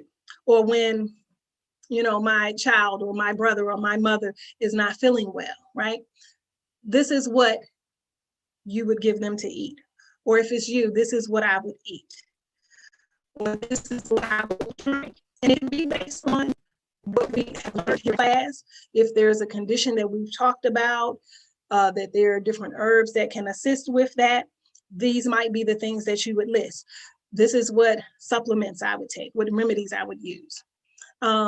This is usually how I feel. If you're caring for someone and they have fibromyalgia, or they have rheumatoid arthritis and they're always in pain, but there's certain things that cause them to flare up, or if they know they've overextended themselves, and by the time they're in the midst of that flare up, for example, you know what their emotional state is. You know, I kind of just used hope here in this situation, but it could be whatever other emotion that you know that person may experience when they're going through whatever health crisis or health discomfort or dis-ease that's going on. And then you would have been prepared. This is what will help calm them. This is what will address that emotional condition. It can be one of the flower remedies that we've discussed previously. It could be one of the herbs that we've talked about. The nervine herbs or sedative herbs that I think we spoke about maybe in the first class. Then you would go to, well, this is who I call to inform. And it might just be, if you're caring for an elderly person, it may be their children or their other children, if it's your parent, just to kind of inform them. And then more specifically, this is who I call for support or assistance. So if you know that you would be overwhelmed with dealing with this issue, whether it's an issue for yourself or someone that you're caring for, who is it that you would call to help you? Who could give you assistance? Who is it that you want to kind of be around to kind of help you walk you through it, or to do some of the work that is required to help nurse yourself or that person back to health? And then, of course, you have to already kind of know, okay, at what point do I then, seek help from a professional? At what point do I go to the ER? At what point do I simply call my primary care person or what have you? So these are things that you can kind of evaluate and prepare for ahead of time. And, and I suggest kind of keeping it up in some place, and you can do multiple ones for different people that you are responsible for, multiple care plans for different conditions that you or someone may be prone to encounter. But this is just sort of something that hopefully will be helpful for you that you can use, okay?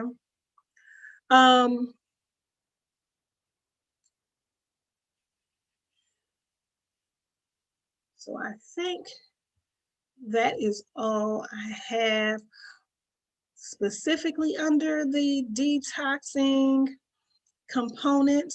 And I just want to scroll back through. So let me go back to fasting. And then I will stop sharing the screen and make sure I can see if there are any comments or questions. And then we may very well end a little early. But I didn't talk so much about fasting. I kind of gave you options for more so detox diets or mild food diets. But let me talk about that for a little bit. Because we spend so much time eating, and sometimes we overeat or overconsume certain types of foods, or just foods in general, right? Or certain types of foods. A lot of times fasting is important because our bodies need a break. Can you imagine, and if you think about it for a moment, all of our systems kind of work nonstop, right? Our respiratory system works nonstop because as long as we're living and breathing on our own, that respiratory system is working. but at least there are moments that it's not at full hilt and it's not working as aggressively. But when we are constantly eating our main meals, our in-between snacks, our digestive system is constantly working. So a lot of times we do fast just to give the body a chance to recoup, to regenerate itself. So even though I gave these options for detox diets where you're still consuming foods, I want to talk a little bit about fasting, the absence of solid foods, okay? And this is important, again, because as little work that the digestive system can do, the better it can kind of recoup itself. So even though I've spent the better part of the talk discussing ways to detox and still consume solid foods, I don't want to overlook the power and the benefit of fasting from solid foods, okay? So there are different types of fast. For some people, certain ones are easier than others. And so I want to just mention a couple of options. There is what we call the master cleanse, where, and this is probably good for people who are not into juicing or who don't have a juicer, don't maybe have the time to juice and then clean the juicer, because a lot of juicers will have a couple of different parts that you have to take apart and clean and what have you. But the master cleanse is pretty much a lemon and water concoction, I'll say, where you include cayenne pepper, and the original recipe called for maple syrup. But because me being very conscious about the glycemic index and which sweeteners elevate the blood sugar, even though maple syrup has some benefits, it is still a high glycemic food. So I think it's a benefit. Try not to say what I recommend, right? I think for myself, it's more prudent to use agave nectar as opposed to maple syrup. But basically, it's just water with lemon and a pinch of cayenne, because again, we know that cayenne is hot, right? A pinch of cayenne and agave nectar. And there is an actual recipe, so you can feel free to Google the actual master cleanse diet or fast. But basically, it's those components, and that you drink it 3 to 7 days, and that helps the body to flush. We know that we already talked about what lemons do. We know that lemons and limes are alkaline foods. They're cleansing, they detox the body, they flush the kidneys. And so, and then we know cayenne, right, is hot. It's a warming herb. It stimulates. So it's going to kind of stimulate and get things moving. So it's going to increase the oxygen flow, the blood circulation. It's going to, help move things through and out the body. So the master cleanse is one option for a fast, a liquid fast. Another option is a watermelon fast. This is where, and there's actually 2 ways to do this. You can do it where you're just eating watermelon, an actual whole watermelon, cut up, or you can juice the watermelon and do watermelon juice for a day to 3 days, okay? Or there is an option where, lost it just as fast. Oh, yeah, the either apple juice or grape juice fast. Now, this is sort of one of those fasts when your bowels are sluggish, you're prone to constipation, and you need to increase your fiber, and you need to move your bowels. You can strictly drink apple juice and or grape juice for every meal. And this ideally is the more naturally pressed, not the really filtered out pasteurized kind of juices. This would be here in the US, there's a brand called Knudsen. There's another brand. The name's escaping me right now. But basically, you want to pour juice, preferably unfiltered in its most natural state. You want a juice that's in a jar, a glass jar, not a can, or you want to juice it yourself, right? But apple or grape juice, if you drink that 3 days, that's going to help flush out the system. This is one of those fasts. Some fasts you can do where you can still kind of function, go out in the world, work, what have you. This one, you would kind of stay close to the house. A lot of us are working from home these days anyway, but this would be one where you would kind of want to have time aside to where you're not having to be in front of a computer at a certain or a specified amount of time or out in the world for a specified amount of time, because it certainly may run you to the restroom. And in between your juice meals, you would of course still drink water, and you can always drink herbal teas with no, sweetener, no sugar or anything. For most juice fasts, you can still always include water and herbal teas along with that. So grape or apple juice fast, watermelon fast, master cleanse fast, and then of course your typical juice fast, where you do any combination of juicing with a juicer, any combination of fruits and vegetables. I typically don't do a lot of mixing of fruits and vegetables. The way I was kind of classically trained or traditionally trained as a holistic practitioner, and for proper food combining, you generally don't mix a lot of fruits with your vegetables. And so when I would do our fasting workshops, we would do fruit juices in the morning. So we would start with, say, a citrus blend where I would thinly peel the citrus fruits, put them in the juicer. I would usually mix lemon and orange and grapefruit, and that's what you drink for your morning meal, for example. And then in the afternoon, I may do something like a cucumber, celery, parsley, and kale. And the cucumber is sort of the, it has that cooling cucumber feel and taste, so that you don't have to add a fruit, and it's strictly vegetables, right? And then in the evening, I used to do like a beet, carrot, add, a celery, forgive me, or something like that.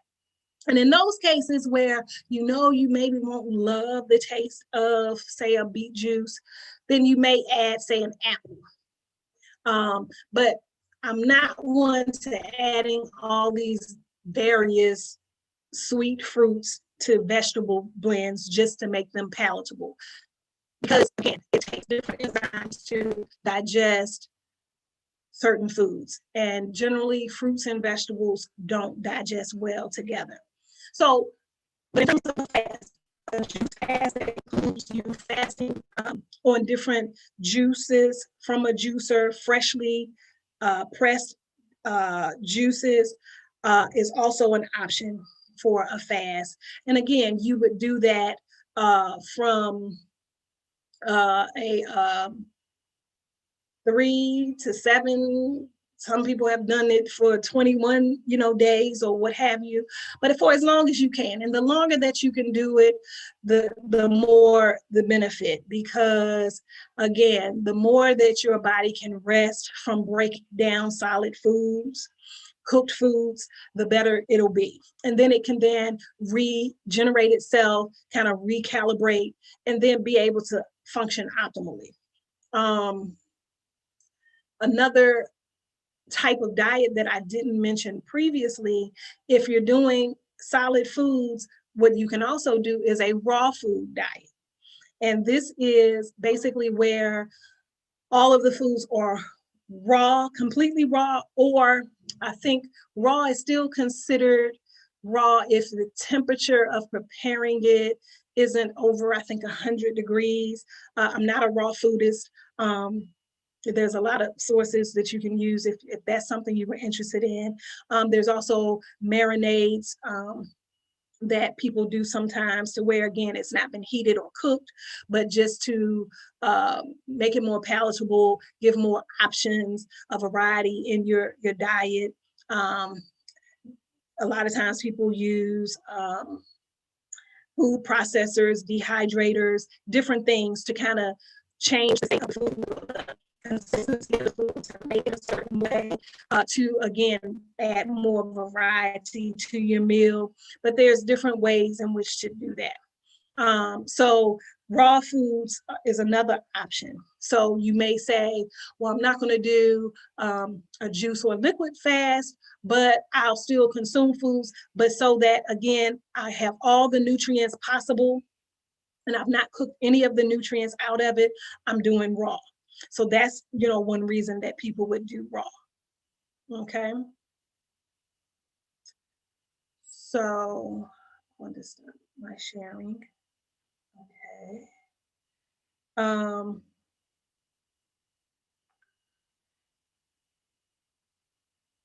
Some of us are not having the documents. Okay, so I will post again the documents. If you email me, I don't have any problem sending them to you via email. But what we're trying to do with the platform is to post everything in the WhatsApp chat group. And if you're not, yes, so yes, it's been posted here. If you see the link to the WhatsApp group, it'll be active for the duration of the class.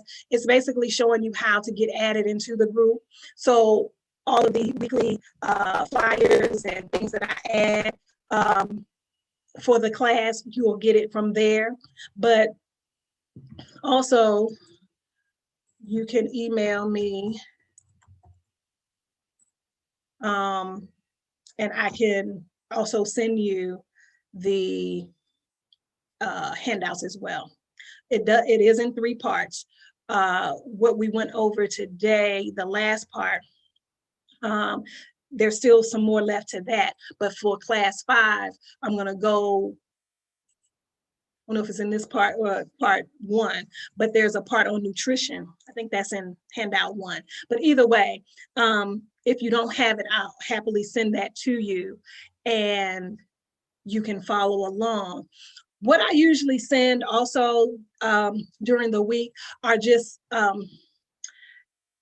pictures of handouts or information that will relate to the topic, but not necessarily what's in the official, packet that I teach from. But most are sort of self-explanatory, sort of little handouts that I have just collected over the years. And I just like to kind of share that, give you something to think about. And so the one of the few that I handed out or posted last week was about how to have a bowel movement. I knew that I would be talking about that today.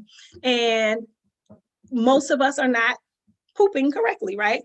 And so this was a really nice little handout that demonstrated how to do it. Now, most people are not going to stand on the toilet and squat, right?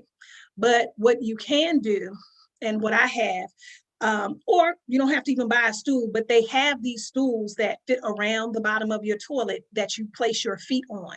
So as opposed to your feet being flat on the floor, it causes your body or helps your body to be in that squatting type position, but not where you're standing over the toilet squatting. But basically anatomically, so that the body is most open to release from the colon, you need to be in that squatting position, okay? The other thing you can do as opposed to having the stool that I mentioned is just stack some books up and put your feet on some books. I don't think they really make phone books anymore, but something, a really thick or a couple of thick books. that you can just, stack your feet on. And that causes your feet to be elevated and causes your body to get in the position where it straightens out your colon so that you can have an easier bowel movement, okay? And in talking about juicing, I almost forgot what I had sent. I had to refer back to what I sent. So yeah, I talked a little bit about juicing. One of the handouts that you should have received if you're in the WhatsApp group, it talked about juice cures, right? So it listed what juices are good for what conditions.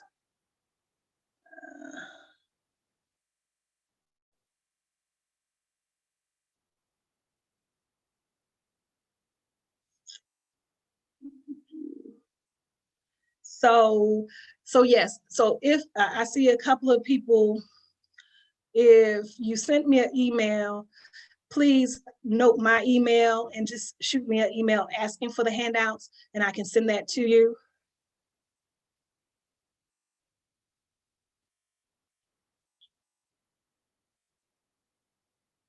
Okay, and the host has given some information too about that. Thank you for keeping up with that while I'm teaching, because I couldn't see these while I was talking.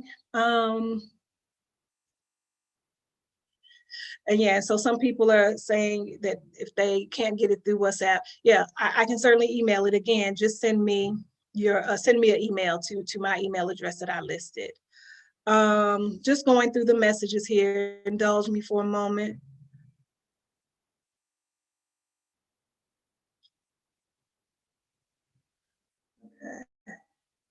Yeah, and so some of you will get the handout late, but yes, if you email me, you'll at least have it. It'll maybe make more sense if you can refer to it after hearing the lecture today. At least you'll now have it for future reference.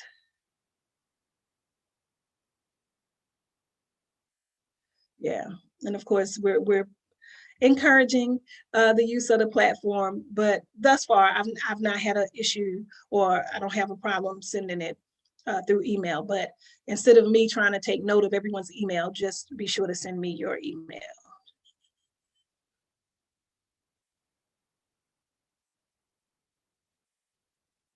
Yeah, Sister Denise, please email me and I'll send you the handout, okay?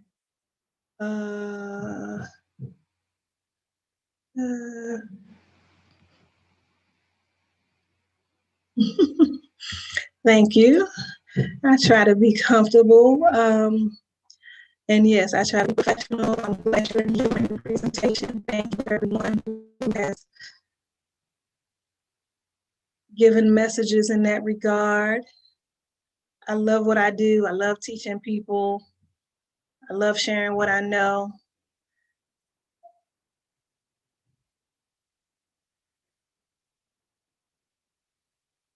Okay, you'll email me, great, thank you.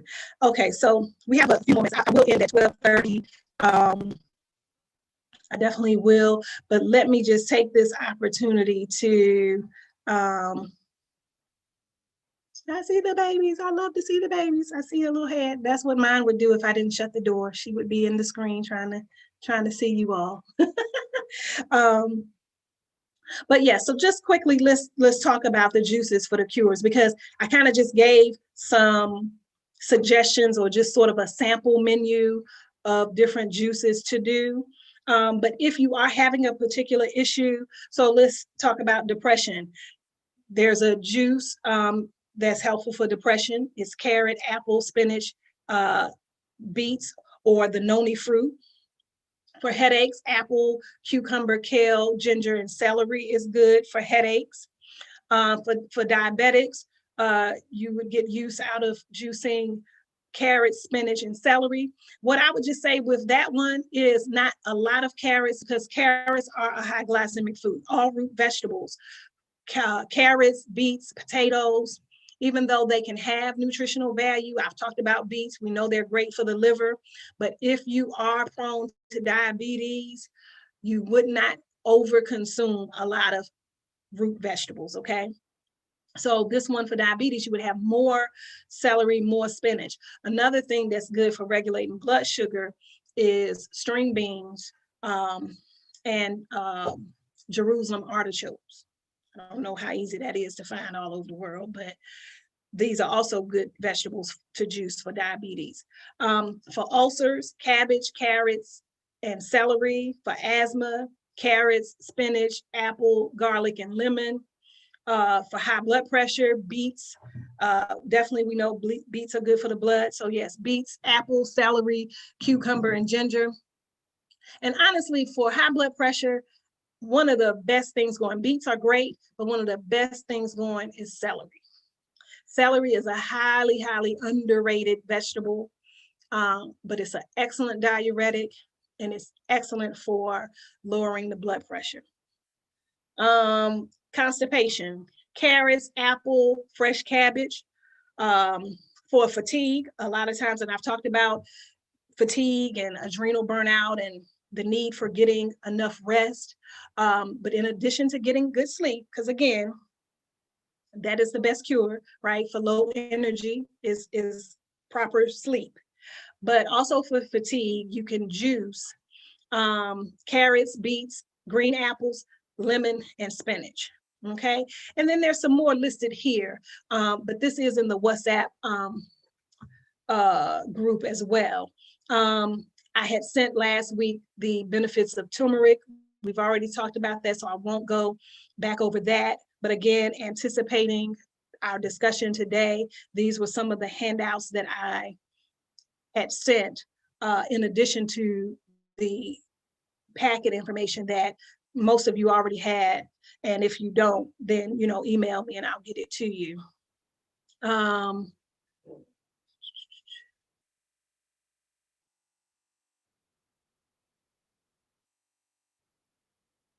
Oh, and this one I listed here. So a lot of people, if you've ever been or had the affliction of gout, you'll really appreciate this one. But gout is a type of arthritis, very specific arthritis pain that's usually in the big toe, that joint of the big toe. However, it can move up the foot into the ankle. And in some cases can even move further up the leg. But gout is caused by the buildup of uric acid. And there's a handout that I had come across that's good for removing uric acid from the body. And so this is juicing 2 inches of ginger, 1 whole grapefruit, 1 cup of chopped pineapples, and 1 large cucumber. So we know that then all of these foods, whether you juice them or not, or whether you just include them in your diet, these are foods that help pull uric acid from the body, okay? I think that this handout about sugar, I was thinking that it was maybe just my eyesight, but I think it's blurry. I don't think you'll unfortunately be able to read this one. If you can, great. But I don't know if everyone can read that one. I don't think it's very legible. And then 10 hydrating foods. I thought that this was important to mention. I hoped that, thank you. But please, if you can email me, I'm glad you're enjoying the session. If you can email me though, I put my email in the chat. If you missed it, I'm gonna type it again. But I need you to email me because I'm not able to write all of because then I don't want to miss. And then I think in the past, I've written it and couldn't read my own writing and a couple of the emails were returned. So if you email me, that's nanaakua1@gmail.com, I'll gladly send you the handouts. So then the last thing that I had posted in the WhatsApp group was hydrating foods. Again, I want to highlight how different foods heal as much as possible, because for sure, there are certain herbs that may not be available in your region, but a lot of these foods are.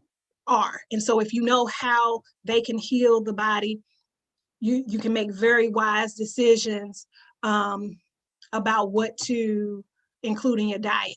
And I will go back, yes, removing acid. So removing uric acid specifically, and this is if you have gout, and it would probably help with any type of arthritis pain, because this is going to help lower inflammation and all of that.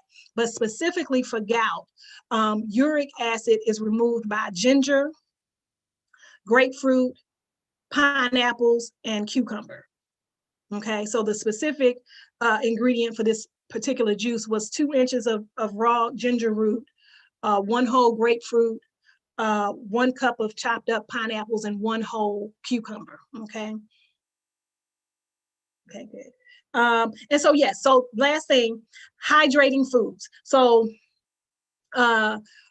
when summertime comes and in certain places where it's always hot, it's good to know which foods you can eat that helps keep your body cool and helps hydrate the body. Okay, so I came across this and I thought this was super interesting, right? And some of it we knew, like everybody kind of knows watermelon is predominantly water. So people only think about watermelon when you talk about hydrating foods or foods that mainly contain water. But cucumbers is 96% water. So it's just as much water as watermelon, right? So watermelon is 96% water. Pineapples is 95% water.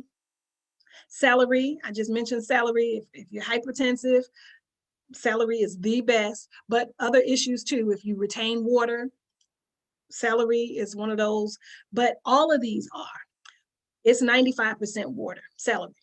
Lettuce is 95% water. Tomatoes is 94% water. Melons like cantaloupe, 89% water. Blueberries is blueberries is 95% water. Pears, 92% water. And grapefruit is 90% water. So here is about 13 different foods, right?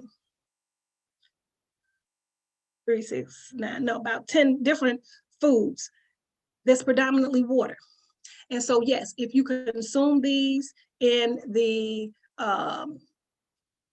summertime, or for some people who are maybe aging and their hormones are changing and they have hot flashes, these are foods that will help refresh you. These will cool the body. These are predominantly water. If you retain water, if you have excess water weight, if you have edema or any of these conditions where you need to release excess water, these are foods that you should consume. And whether you're juicing and doing a fast, or whether you're just adding these to your diet, these are great foods to have. So I thought this was really neat. And so hopefully you'll add that to your diet as well. Okay. So I have been kind of scrolling through. Okay, sure. Yeah. I know several people are not on WhatsApp like that. So no, I don't have any problem emailing it. So just send me the email. And yes, black cohosh is good for hot flashes. Black cohosh is a natural estrogen promoter, right? And so it helps with hot flashes because it helps to balance out the hormones that are causing, the hot flashes. But other, what we call like refrigerant herbs or cooling herbs, things like chickweed is good for hot flashes as well. So yeah, black cohosh is good for that. Evening primrose. If you're not allergic to soy, some people will include soy in the diet to add estrogen to the body. That can help with, hot flashes. But yeah, black cohosh is a good herb. So I think I got all of the questions or comments. I think I've scrolled through and seen them all. Feel free again to email me. I'll send you the packet. And if you can get on the WhatsApp platform, that's what we suggest. That's kind of what we're using here in this platform, or in this class, promoting that platform to communicate and to share documents. I had to get used to it too. But either way, whatever works for you, I'm glad you're here. I'm happy to share the information. And if there are no other questions or comments, have a wonderful rest of the weekend, and I bid you good health and peace.